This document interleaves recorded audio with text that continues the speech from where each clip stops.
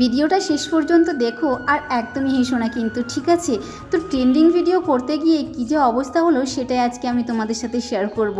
তো যখনই আমি মাম্মামকে বলেছি মাম্মাম আজকে আমরা ট্রেন্ডিং ভিডিও করব, ঠিক আছে, তো মাম্মাম তো ভীষণ লাফালাফি শুরু করে দিয়েছে। বেশ কয়েকদিন ধরে আমাকে খুব জ্বালাচ্ছে, মা আমাকে একটু দেখাও না ট্রেন্ডিং ভিডিওটা, প্লিজ প্লিজ করো না, হলুদের ওই যে ভিডিওটা এখন খুব ট্রেন্ডিং হচ্ছে না, তো ওইটা মানে করানোর জন্য খুব লাফালাফি শুরু করে দিয়েছে। কিন্তু ওকে বললাম তোমাকে আর একটা ম্যাজিক দেখাচ্ছি।